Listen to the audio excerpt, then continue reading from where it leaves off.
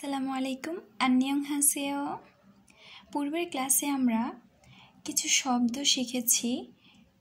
টিকে চা বলা হয়, কফিকে কফি বলা হয়, জুসকে জুসু, কেককে কেইকু, শেভড আইসকে বিংসু বলা হয়। চলেন আমরা এটা দিয়ে কিছু সেন্টেন্স বলার ট্রাই করি। এখানে হচ্ছে প্রথম লাইনটা হচ্ছে টি অর কফি। এটাকে কোরিয়ান ভাষায় আমরা কিভাবে বলবো? চলেন লিখি।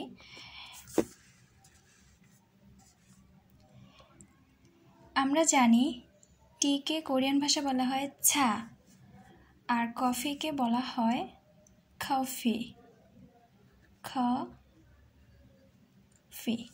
কিন্তু অরকে কিভাবে আমরা যুক্ত করতে পারি? এখানে আমরা দিব না, নিয়নের সাথে আ সংযুক্ত হবে। তো এটা কি হচ্ছে? চা না কফি।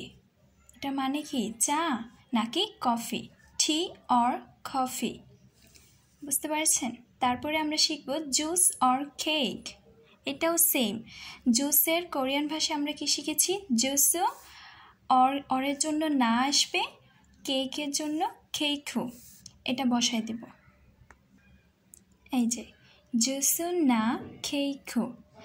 আপনারা এখন নতুন আরেকটি শব্দ তৈরি করুন এটা দিয়ে, কেক অর শেভড আইস।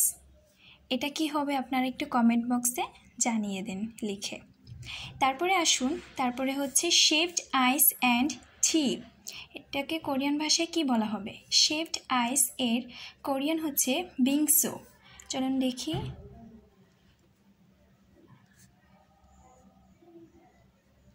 বিংসু। আর টি এর কোরিয়ান ভাষা হচ্ছে ছা। বিংসু ছা। কিন্তু অ্যান্ডের জন্য কি আসবে? অ্যান্ডের জন্য আমরা রাং লিখব, রাং। এটা দ্বারা মূলত অ্যান্ড বোঝাচ্ছে এখানে।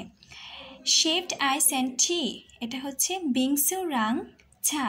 বিংসু রাং ছা, শেভড আইস নাকি চা নেওয়া হবে। তারপরে চলুন আরেকটা করি, কফি অ্যান্ড কেক। এটাকে কোরিয়ান ভাষা বলা হবে কফি, কফি। আর কেকের জন্য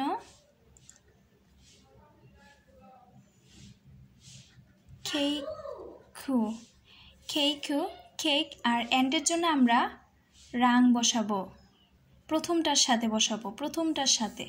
তাহলে কফি রাং কেইকু মানে হচ্ছে কফি এবং কেক, এরকম হবে। বুঝতে পারছেন? তাহলে আজকের জন্য এই পর্যন্তই।